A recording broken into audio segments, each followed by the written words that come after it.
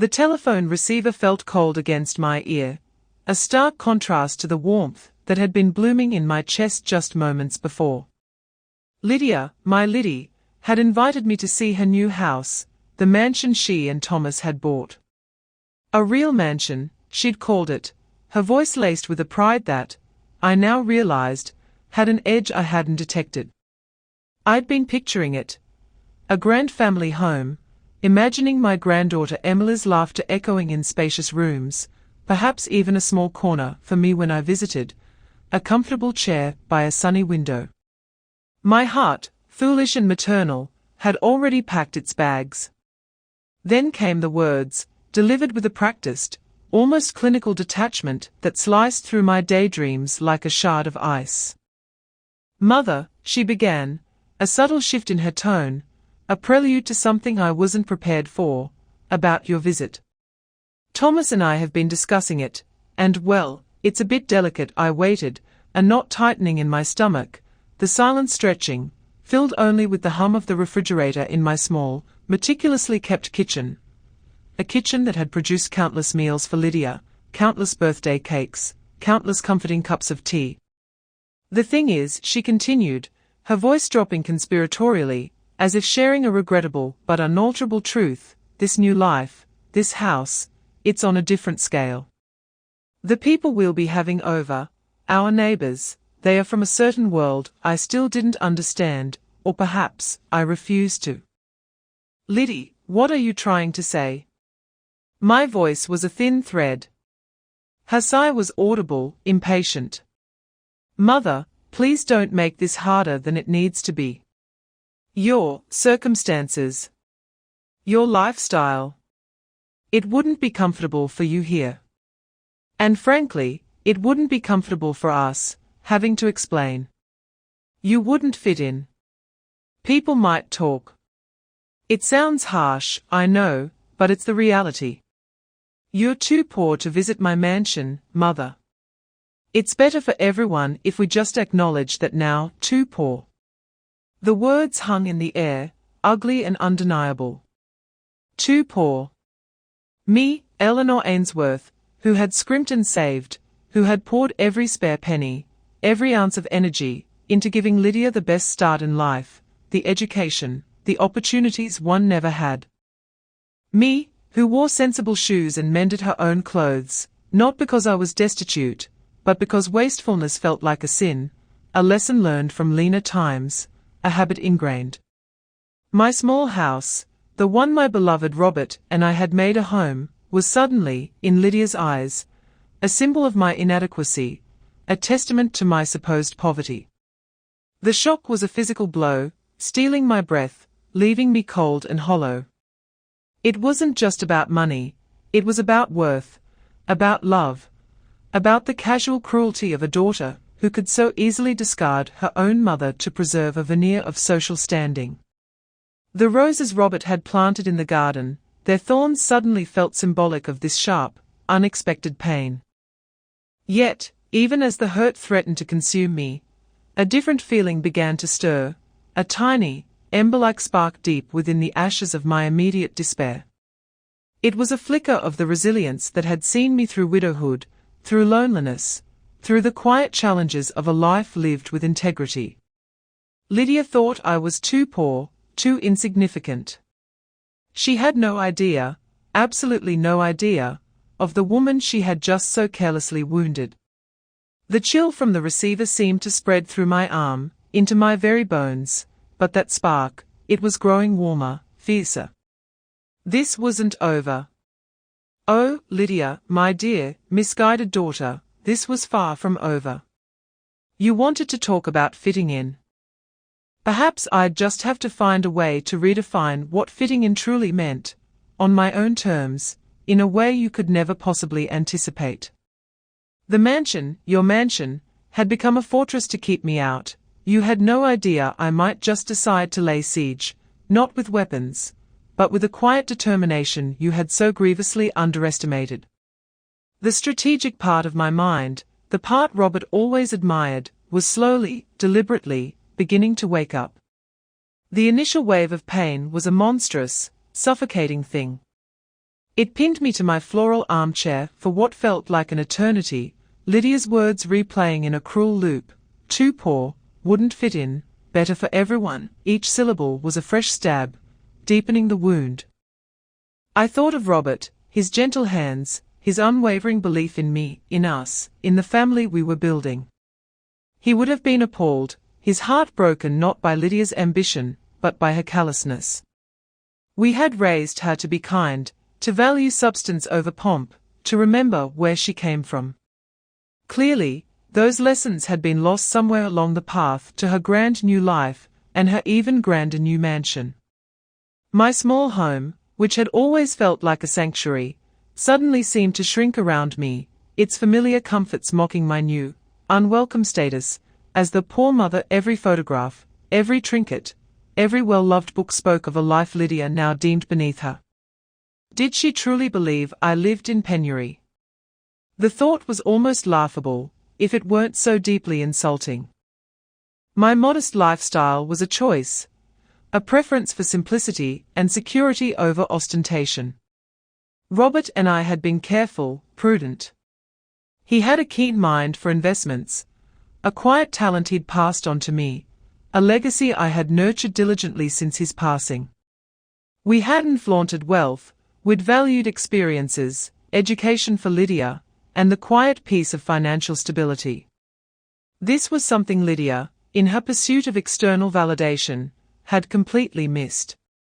The hurt was not just about the insult, but about the profound misjudgment, the erasure of everything I was, of everything we had been as a family. It was the feeling of being rendered invisible, disposable. For a day, perhaps two, I let the grief wash over me. I watered Robert's roses, their thorns a constant reminder. I drank tea that tasted like ashes. I looked at Emily's photograph on the mantelpiece, my bright, beautiful granddaughter, now being raised in an environment where her own grandmother was deemed unfit company. That thought, more than any other, fanned the spark of defiance into a steady flame. I would not be defined by Lydia's shallow pronouncements. I would not fade into the background as the embarrassing, impoverished relative. The seed of an idea, vague at first, began to take root. It wasn't about screaming or crying or pleading with Lydia to see my worth. It was about demonstrating it, in a way that would be undeniable. I remembered an old saying of Robert's, "Don't tell them, show them." He'd usually said it in the context of business, but it resonated now with a new, personal urgency. My mind, always methodical, began to stir. I thought of my ledgers, my carefully managed portfolio, the assets Robert and I had accumulated, assets Lydia knew nothing about because I had never felt the need to boast. She saw my 10-year-old car, my preference for library books over new purchases, my homemade jam, and drew her own conclusions. She had no concept of the difference between choosing frugality and being forced into it. A quiet strength began to uncoil within me. The pain was still there, a dull ache, but it was now accompanied by a burgeoning sense of purpose. Lydia wanted a world of appearances. Fine. I would give her an appearance she would never forget. The thought wasn't fully formed, not yet a concrete plan, but the direction was becoming clear. It would be a lesson, not just for Lydia, but for myself too, a reminder that my value was inherent, not dictated by the postcode of my daughter's mansion, or the balance in a checking account she couldn't even fathom. The taste of ash in my mouth was slowly being replaced by something else, something steely and resolute. My grief was transforming into a formidable, focused energy. The first step was to quantify the ammunition. For years, I had lived a life of quiet accumulation, not of wealth for its own sake, but for security, for freedom, for the ability to weather any storm. Lydia, in her youthful arrogance, had mistaken my lack of ostentation for a lack of means. It was a common error, one I had never bothered to correct because, frankly, my financial affairs were my own business. Robert had been a brilliant, if unassuming, engineer, but his true genius lay in his understanding of markets, of trends, of the patient art of growing capital. After he passed, I took the reins of our finances, not with his flair perhaps, but with a diligence and astuteness that would have made him proud. I had continued to live simply, the habits of a lifetime deeply ingrained, the pleasure of seeing our nest egg grow providing a quiet satisfaction that no designer handbag or flashy car ever could. Now, it was time to call upon that hidden strength. I telephoned Arthur Jenkins, a dear friend of Robert's and my trusted financial advisor for over 2 decades. Arthur was a portly man with a booming laugh and an intellect as sharp as any city financier, though he preferred the quiet life of his countryside office. He knew every nuance of my portfolio, every bond, every share, every carefully chosen investment. "Eleanor, my dear," his voice warmed through the line. "To what do I owe the pleasure? Don't tell me you are finally ready to sell those tech stocks I've been badgering you about for years." I managed a weak laugh. "Not quite, Arthur. But I do need your counsel. Something has come up." I hesitated, the shame of Lydia's words still raw. But Arthur was more than an advisor, he was a friend. I recounted the conversation with my daughter, my voice trembling slightly as I repeated her cruel dismissal. There was a long silence on the other end of the line, so profound I thought we'd been disconnected. Then, Arthur's voice, no longer booming but low and incensed. "The ungrateful little Eleanor, I am so incredibly sorry you had to endure that. Too poor. Does she have any idea?" His indignation was a balm to my wounded spirit. "No, Arthur," I said, a new firmness in my tone. "She has no idea. And that, I believe, is something I'd like to rectify." Over the next few days, Arthur and I met. We spread out the statements, the charts, the projections across his large mahogany desk. The numbers glowed. Years of prudent management, of compound interest working its silent magic, of riding out market slumps and capitalizing on upturns, had resulted in a portfolio far exceeding even my own quiet estimations. I had always known I was comfortable, secure. I hadn't quite grasped the extent of it, because my needs were so modest. Arthur, however, saw it in stark figures. "Eleanor," he said, tapping a final summary sheet, "you could buy 6 of your daughter's mansions if you were so inclined, and still not feel the pinch." A slow smile spread across my face.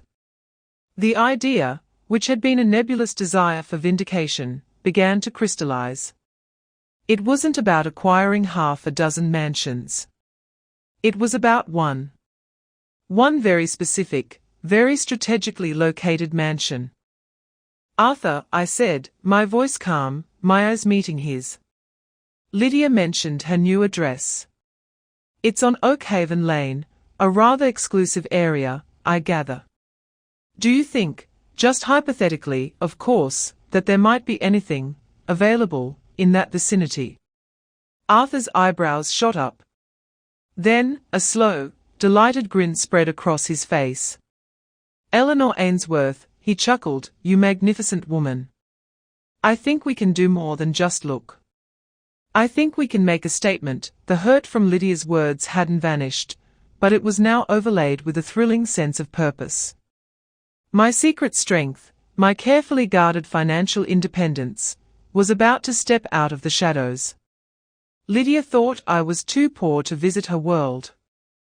She had no inkling I was about to become a permanent, and very prominent, resident. The decision was made, not in a fit of pique, but with a cold, clear resolve. I wouldn't just match Lydia's grandeur, I would, if possible, become her literal neighbor. The irony was too delicious to resist. Arthur, bless his loyal heart, threw himself into the task with an enthusiasm that mirrored my own quiet determination. He understood this wasn't just a real estate transaction, it was an act of reclaiming dignity, a carefully orchestrated piece of theater where the final bow would be mine. Our first step was to engage a real estate agent, but not just any agent. We needed someone discreet, tenacious, and well-connected in the rarefied world of Oakhaven Lane. Arthur knew just the person, a formidable woman named Beatrice Holloway, known for her ability to unearth properties that weren't even officially on the market and for her ironclad confidentiality. Beatrice, with her sharp grey eyes and even sharper business suits, listened to my story, or rather, the carefully edited version Arthur presented, focusing on my desire for a substantial property in a specific, exclusive locale. I didn't need to share the painful details of Lydia's slight.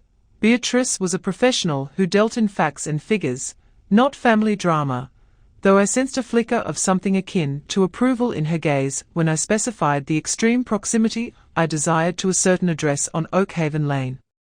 The search began. Days turned into weeks. Beatrice would send curated listings, each more opulent than the last. We viewed several properties, grand estates with sweeping lawns, sparkling pools, and interiors that dripped with impersonal luxury. They were impressive, certainly, but none felt quite right. My heart wasn't just looking for a house, it was looking for a stage, a perfectly positioned platform for the quiet drama I intended to unfold. Throughout this period, I maintained a stoic silence with Lydia.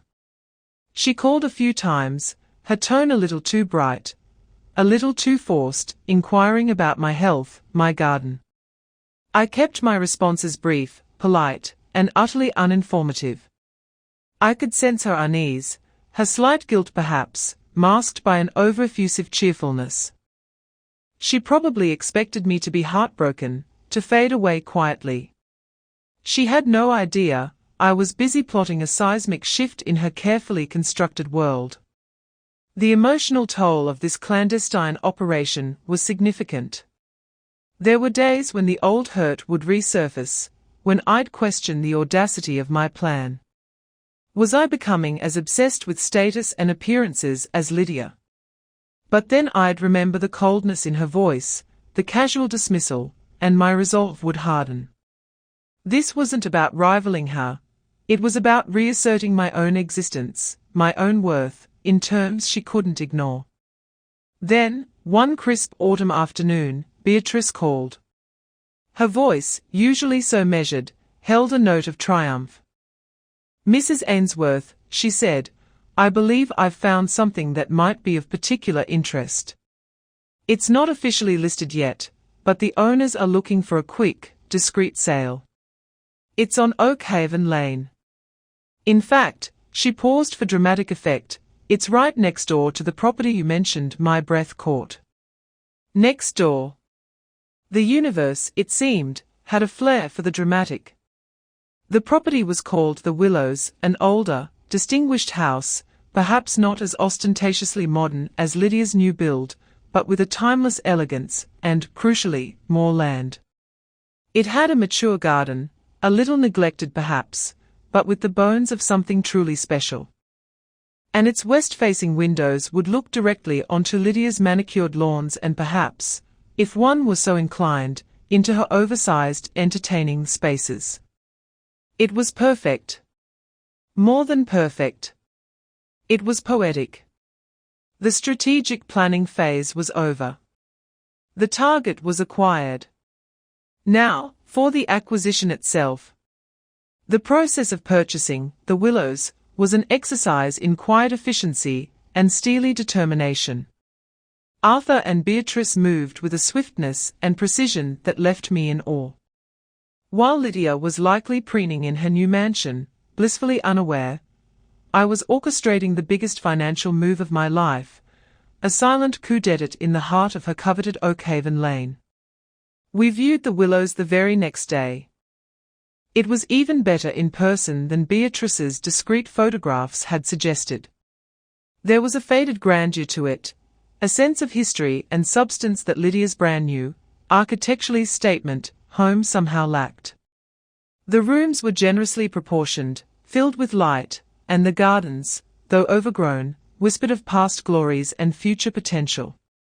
standing in the vast drawing room, looking out through the slightly grimy bay window towards the imposing, somewhat sterile edifice of Lydia's house next door, I felt a profound sense of rightness. This was it. This was the place. The owners, an elderly couple looking to downsize, were indeed keen for a swift and uncomplicated sale. Beatrice, with her masterful negotiation skills, secured a price that Arthur deemed more than fair. Then came the financials. Arthur had already helped me liquidate some of the more diverse, less emotionally significant assets in my portfolio. The funds were ready, sitting in an account, waiting to be deployed. There were no frantic calls to banks, no desperate scrabbling for a mortgage. Just a calm, straightforward cash purchase. I signed the papers in Arthur's office, my hand surprisingly steady. Each stroke of the pen felt like a reclamation, a quiet assertion of power. Beatrice handled the conveyancing with her usual unflappable competence. The legalities were navigated smoothly, discreetly. No fuss, no fanfare. Just the quiet, inexorable transfer of ownership. Throughout this intense period, my outward demeanor remained unchanged. I tended my small garden at my old house. I visited the library. I baked my weekly loaf of bread. If Lydia had bothered to observe me closely, she would have seen nothing amiss, just how poor mother going about her simple life. The irony was a constant, private source of amusement. She was so concerned I wouldn't fit into her world, while I was, piece by piece, buying a significant chunk of it right out from under her nose. The thrill of this secret was immense, a potent antidote to the lingering sting of her rejection. It was my private rebellion, my silent, elegant revenge unfolding exactly as planned. There were moments, of course, when a wave of something akin to sadness would wash over me. This wasn't how a mother-daughter relationship should be. This elaborate charade, this strategic purchase, it was born of hurt, of a need to be seen, to be acknowledged. But Lydia had drawn the battle lines with her cruel words. She had defined the terms of engagement by valuing status and wealth above all else. I was simply meeting her on her own turf, with resources she never dreamed I possessed. As the sale neared completion, a new kind of anticipation began to build. It wasn't just about the reveal anymore, it was about the Willows itself. I found myself poring over gardening books, sketching ideas for restoring the overgrown flower beds, imagining the scent of roses, my roses, this time wafting through the open windows. The house was becoming more than just a tool for retribution, it was becoming a promise of a new chapter. A grand, beautiful chapter one would write myself. The day the keys were officially mine, I drove to Oakhaven Lane. I didn't go to the Willows immediately. Instead, I parked down the street and simply looked at Lydia's house, then at my house, standing side by side, separated by a well-maintained fence, and a world of unspoken truths. A quiet smile touched my lips. The power moves had been made. The stage was set. Taking possession of the Willows was like stepping into a dormant giant. The house was vast, echoing, and filled with the scent of old wood, beeswax, and the faint, ghostly perfume of lives previously lived within its walls. It was a far cry from my cozy, compact cottage, but instead of feeling daunted, I felt an exhilarating sense of potential. This wasn't just a house, it was a canvas, and I, Eleanor Ainsworth, was about to paint my masterpiece. Lydia, in her gleaming, modern box next door, probably imagined me rattling around in my poor, little bungalow, mired in my supposed simplicity. The contrast was almost intoxicating. My first act was not to call decorators or architects, but to simply walk through every room, opening windows, letting in the fresh air and sunlight. I wanted to feel the house, to understand its rhythms, its soul. It had good bones, as they say, a solid, reassuring presence that Lydia's architecturally daring, but ultimately soulless construction lacked. While Lydia's house screamed new money, the Willows whispered of established grace. The transformation began subtly. I hired a team of discreet, highly skilled craftspeople, not the flashy designers Lydia likely favored, but artisans who understood heritage and quality. We started with the essentials, ensuring the plumbing was sound, the wiring updated, the roof secure. Then came the more aesthetic choices. I decided against a complete modernization. Instead, I opted for a restoration, enhancing the house's original character while infusing it with my own taste, a style that was classic, elegant, and deeply personal, a far cry from the minimalist, almost sterile interiors Lydia had proudly described to me over the phone before her infamous pronouncement. The overgrown garden was my next project. I found a wonderful landscape architect, a woman with a true passion for traditional English gardens. Together, we planned herbaceous borders, a rose garden, of course, a much grander one than Robert's, though his would always hold a special place in my heart, and a quiet, secluded patio where I could enjoy my morning tea. The act of planting, of nurturing new life in the rich soil of the Willows grounds, was profoundly symbolic. Each shrub, each perennial, each carefully chosen rosebush was a testament to my own blooming, my own reclaiming of space and self. While Lydia was curating a life for show, I was cultivating a life of genuine beauty and substance.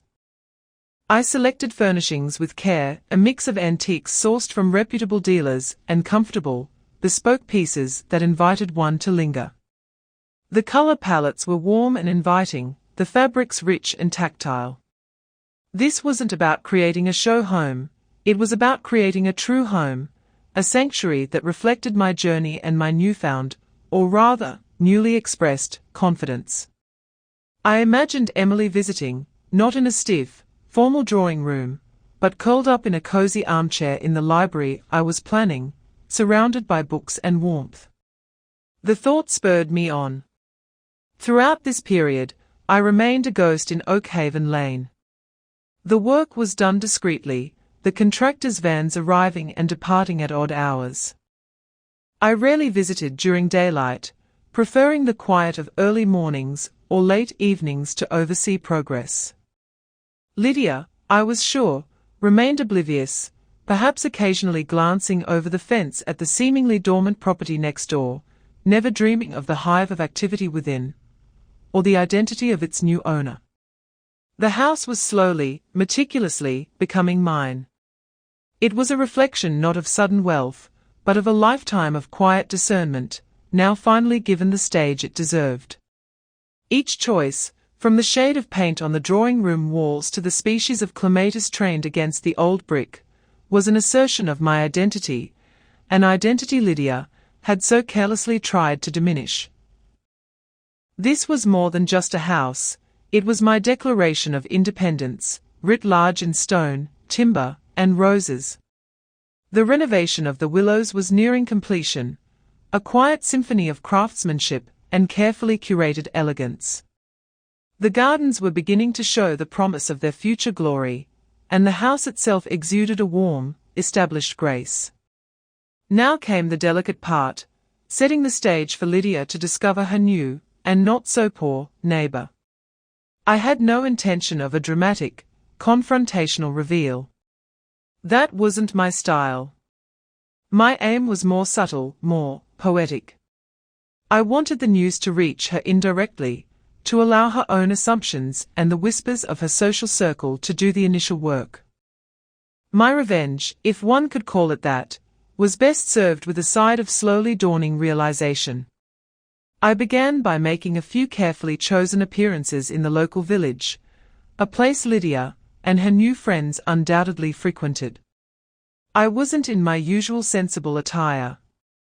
Instead, I wore some of the elegant, understated pieces I'd acquired for my new life at the Willows, perhaps driving a newly leased, very respectable, but not ostentatious car that Arthur had arranged. I visited the artisanal bakery Lydia had once mentioned, the exclusive little delicatessen. I didn't seek anyone out, I simply existed, a quietly confident woman going about her errands. I knew word would travel. Small towns, especially affluent ones, thrive on observation and speculation. A new face, particularly one that didn't quite fit the preconceived local mold yet exuded an air of quiet substance, would surely be noted. Then, I instructed Beatrice Holloway, my remarkable real estate agent, to let slip a few carefully chosen details to her contacts in the Oakhaven Lane vicinity. Nothing overt, just a mention that the Grand Old Willows property had been sold to a discerning lady of means, someone who valued privacy, but was keen to restore the house to its former glory. The mysterious new owner narrative began to take shape. I imagined Lydia hearing snippets at her coffee mornings or her bridge club. Did you hear? Someone finally bought the Willows. Apparently, she's quite wealthy, very private, no one seems to know who she is, but the work they are doing over there is first class. The beauty of it was that Lydia would be an active, if unwitting, participant in her own surprise. Her natural curiosity, perhaps tinged with a competitive assessment of any new arrival in her exclusive enclave, would ensure she paid attention. She might even boast a little about her own magnificent home, blissfully unaware that the discerning lady of means was the very mother she'd deemed too impoverished for her company. I even arranged for a renowned landscape designer, one whose name occasionally graced glossy magazines, to be seen consulting on the Willows grounds. A few strategically parked, high-end, but unmarked, delivery vans added to the intrigue. The goal was to build a picture of a sophisticated, wealthy, and utterly anonymous individual moving in next door. Let her imagination run wild. Let her conjure images of a formidable social rival, perhaps, or an eccentric heiress. The truth, when it finally dawned, would be all the more impactful. I felt a sense of calm control, a quiet amusement at the elaborate, yet subtle, web I was weaving. This wasn't just about surprising Lydia, it was about challenging her entire value system, her superficial judgments. The anticipation was a delicate pleasure, like watching a perfectly timed soufflé rise in the oven. The quiet moments spent at the Willows, watching the painters apply the final coats, or the gardeners carefully planting the last of the roses, were filled with a deep satisfaction. The stage was nearly set. The players were, unknowingly, in position. All that remained was for the curtain to rise, gently, almost imperceptibly at first. The day I decided to officially move into the Willows was chosen with care. It was a bright Saturday in late spring, the kind of day when people were out in their gardens, when the gentle hum of lawnmowers filled the air of Oakhaven Lane. I hadn't sent out announcements or hired a fleet of moving vans to cause a spectacle. My belongings from the cottage had been moved discreetly over several weeks, integrated into the much grander scale of the Willows. This was more of a symbolic arrival. I planned a very small, very quiet afternoon tea in my newly restored conservatory, inviting only Arthur, Beatrice, and the charming landscape architect who had transformed my gardens. It wasn't a housewarming party in the traditional sense, more a quiet celebration of a new beginning.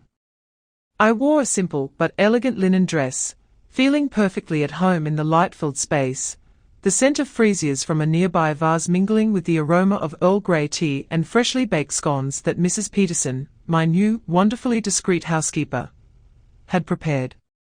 From the conservatory, I had a clear, if slightly angled, view of Lydia's property. I saw her emerge onto her patio with Thomas and little Emily. They were setting up for what looked like a barbecue. Lydia was laughing, gesturing expansively, the picture of a contented hostess in her grand domain. She hadn't a clue. Around mid-afternoon, as my little tea party was winding down, I decided to take a stroll in my new garden. It was a deliberate act. I picked up a pair of secateurs and a trug, intending to deadhead some of the early roses that were already blooming profusely near the fence line I shared with Lydia. I could hear Emily's delighted shrieks as Thomas chased her across their lawn. Then, Lydia's voice, slightly louder, directing Thomas about the placement of a sun lounger. I continued my task, calm and unhurried, snipping a faded bloom here, a wayward stem there. I was aware, with every fibre of my being, of the moment Lydia would look over. It happened sooner than I expected. There was a sudden lull in the sounds from next door. I didn't turn, didn't acknowledge it. I simply continued my gardening, the picture of serene domesticity in my beautiful, extensive grounds. I could feel her gaze. It was like a physical pressure. After a moment, her voice hesitant, laced with disbelief. "Mother?" I slowly straightened up, turned, and offered a polite, neighborly smile. "Oh, hello Lydia, dear." "Thomas." "Emily." My voice was calm, pleasant, carrying easily across the short distance. Lydia stood frozen, a half-eaten canapé in her hand. Thomas looked utterly bewildered. Little Emily, bless her innocent heart, waved enthusiastically. "Granny." Lydia's face was a mask of astonishment, confusion rapidly morphing into something I could only describe as dawning horror. "Mother?" What are you doing here?" she stammered, her eyes darting from me to the imposing facade of the willows behind me, then back to my secateurs and the roses. "Just a bit of gardening, dear," I replied serenely. "The roses here need quite a bit of attention. I decided I needed a change of scenery. This neighborhood is lovely, isn't it? So peaceful." The power shift was immediate, absolute, and utterly silent. No shouting, no accusations, just the profound, earth-shattering impact of reality colliding with her carefully constructed illusions. Her poor mother, the one who wouldn't fit in, was her new, very proximate, and clearly very comfortable, next-door neighbor. Her jaw worked, but no sound came out. The canapé slipped from her fingers and landed with a soft thud on her pristine patio. Poetic justice, I thought, had a quiet, almost understated, elegance.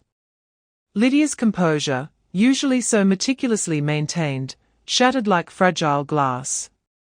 Her face cycled through a kaleidoscope of emotions: disbelief, confusion, anger, and then, unmistakably, a deep, burning shame.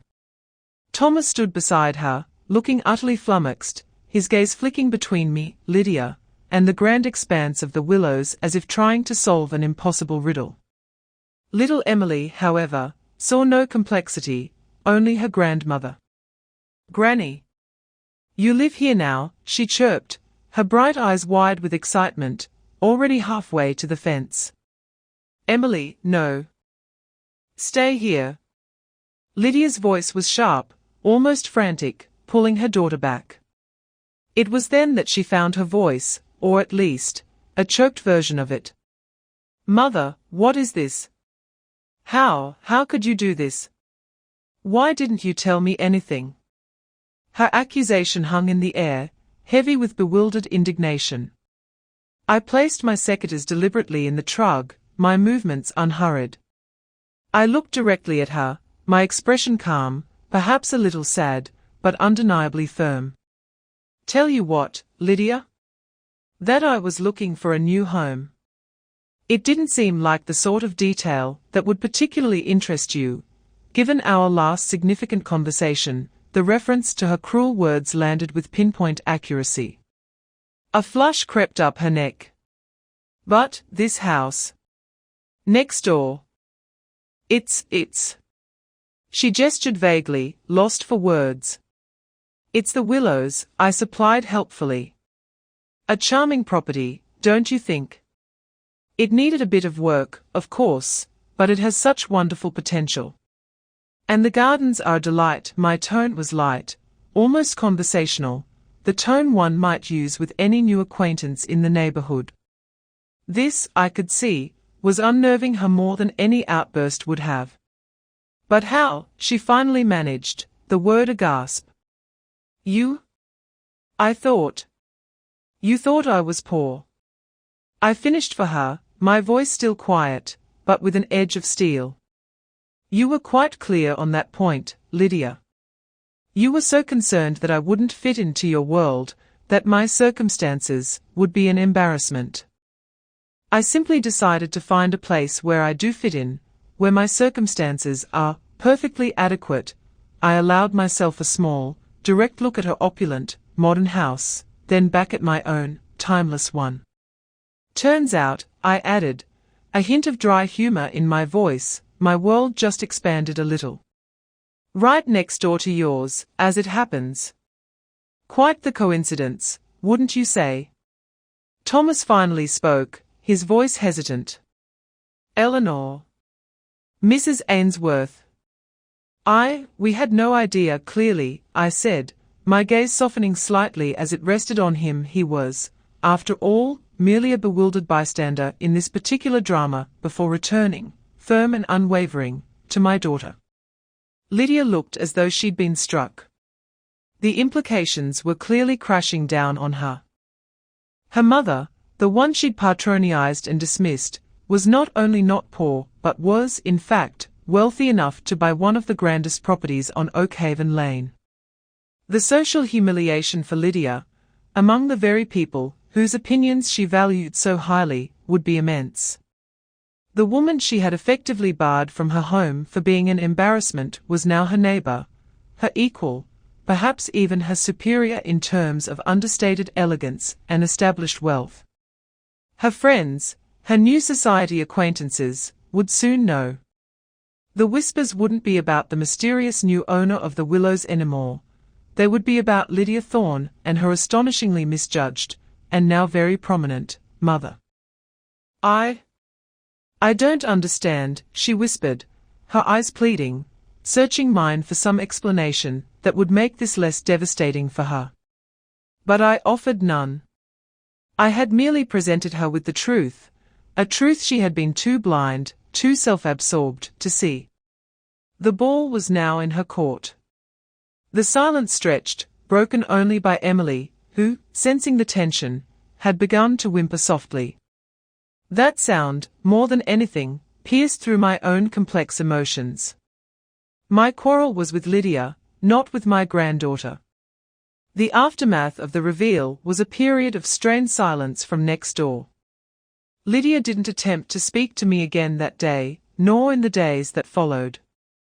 I imagine the atmosphere in her pristine mansion was thick with recriminations, bewilderment, and perhaps, if I were charitable, a dawning sense of her own profound misjudgment.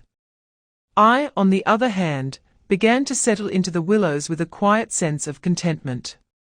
The house, once a strategic tool, was rapidly becoming a genuine home, a sanctuary filled with light, beauty, and the promise of peaceful days.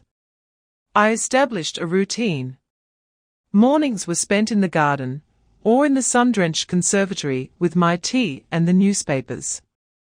Afternoons were often dedicated to exploring my new library, or venturing into the local town, where I began to make tentative connections with people who valued conversation and kindness over net worth, though, ironically, my new address had certainly opened doors that might have remained closed to Eleanor from the cottage. The news of my identity, of course, spread through Oakhaven Lane like wildfire. Beatrice, with her impeccable discretion, had ensured the truth was known without any overt announcement from me. I could only imagine the conversations, the reassessments of Lydia Thorne and her poor mother. There was a certain grim satisfaction in knowing that Lydia's snobbery had backfired so spectacularly. She had sought to elevate herself by diminishing me. Now, her own standing was likely diminished by the revelation of her ignorance and cruelty. About a week after our garden encounter, Lydia appeared at my front door. She looked pale and drawn, the usual gloss of her confidence noticeably dulled. She was alone. I invited her into the drawing room, a space that was now filled with comfortable elegance, a far cry from the stark modernity she favored. We sat in a silence that felt heavy with unspoken things. "Mother," she began, her voice low, I owe you an apology. It was a start, but the words felt rehearsed, lacking the depth of genuine remorse I felt was warranted. "Oh?" I said, keeping my tone neutral, waiting. "I misjudged you," she continued, looking at her hands, which were twisting a silk scarf in her lap. "I misjudged everything. I had no idea about any of this." She gestured vaguely around the room, at the evidence of a life far removed from the poverty she had ascribed to me. "Lydia," I said, my voice gentle but firm, "this isn't about the house, or the money. Not really. It's about respect. It's about how you made me feel. You dismissed me. You made me feel worthless, an embarrassment, simply because you perceived me as not measuring up to your new standards." Tears welled in her eyes. "I know. I was awful. Cruel. I was so caught up in all of this." Another vague gesture, presumably towards her own life of acquired affluence, that I lost sight of what truly matters. "I was afraid, I think. Afraid of not fitting in myself, and I projected that onto you." It was the first flicker of something genuine, a hint of vulnerability. "Fear doesn't excuse cruelty, Lydia," I said softly. "But understanding where it comes from is perhaps a step." Our conversation was long and difficult. There were more tears, more halting explanations from her, more quiet truths from me. I didn't raise my voice. I didn't need to. The sheer fact of my presence in the Willows, a constant, unavoidable reminder of her misstep, was powerful enough. I made it clear that any future relationship would have to be on entirely new terms, built on honesty and mutual respect. And, crucially, I spoke of Emily. She is my granddaughter, Lydia. I will not be kept from her. Whatever our issues, she is innocent in all of this. Lydia nodded, chastened. "I know, Mother. I wouldn't. I want you in her life." The healing, if it was to happen, would be slow. The wound she had inflicted was deep. But as she left the Willows that day, there was a fragile understanding between us, a shared acknowledgement of the chasm that had opened, and the first tentative, uncertain steps towards possibly bridging it. My triumph wasn't in her apology, as much as it was needed. It was in the quiet dignity with which I now inhabited my life, a life she had once deemed beneath her, a life I had reclaimed and reshaped on my own terms. The day settled into a new rhythm, one defined by the quiet grandeur of the Willows and the slow, cautious recalibration of my relationship with Lydia. She began to visit, sometimes alone, sometimes with Emily. The initial encounters were still tinged with awkwardness, Lydia visibly humbled, me watchful but open. Emily, of course, was the bridge. Her innocent delight in exploring Granny's big new house and its enchanting gardens helped to soften the lingering tensions. She'd run through the hallways, her laughter echoing where silence had once reigned, and I'd find myself smiling, truly smiling, for the first time in a long while without a shadow of the past hurt. My focus shifted from the revenge aspect, which now felt like a completed chapter, to the genuine enjoyment of my new life. The Willows was no longer just a statement, it was my home. I hosted small gatherings, Arthur and his wife, Beatrice, my landscape architect, a few new acquaintances from the village who appreciated good conversation, and my increasingly famous scones. These were evenings filled with warmth and laughter, a stark contrast to the performative socializing I suspected Lydia often endured. I found joy in simple things, the way the morning sun streamed into the breakfast room, the scent of old roses from the rejuvenated garden, the discovery of a hidden pathway at the edge of the woods bordering my property. I started a small book club. I even took up painting again, a passion I'd neglected for years, setting up an easel in a light-filled attic room with a view over the rolling hills. My life was full, rich, and entirely my own. Lydia, to her credit, seemed to be making an effort. She stopped talking about her influential friends, or Thomas's latest business success. Instead, she asked about my garden, my books, my paintings. She was quieter, more observant, as if seeing me clearly for the first time. There were still moments when the old Lydia would surface a fleeting comment about appearances, a hint of the old insecurity, but they were becoming rarer. The poetic justice of my situation was not lost on the wider Oakhaven Lane community. I became something of a local legend, the quietly formidable woman who had turned the tables on her social climbing daughter. There was a certain respect in the way people now greeted me, a deference that had nothing to do with the size of my house and everything to do with the quiet strength I had displayed. I didn't revel in it, but I acknowledged it as a natural consequence of Lydia's initial misstep. The empty chairs at Lydia's grand dining table, where I was once deemed unfit to sit, were now a metaphor for the void her own actions had created. In contrast, my life at the Willows felt abundant, not in material possessions alone, but in peace, purpose, and genuine connection. The roses in my garden, the ones I had so carefully planned and planted, were indeed blooming magnificently. Each velvet petal, each vibrant hue, felt like a symbol of my own flourishing. My triumph wasn't loud or vengeful in the end, it was the quiet, unshakable peace of self-possession, the deep satisfaction of knowing I had not only weathered a storm of betrayal, but had emerged stronger, more serene, and in a far more beautiful place both literally and figuratively. The empowerment I felt was profound, a catharsis that had washed away the bitterness, leaving behind a resilient, hopeful spirit. I had bought the mansion next door, yes, but in doing so, I had reclaimed so much more than just property. I had reclaimed myself. And that, I knew, was the greatest victory of all.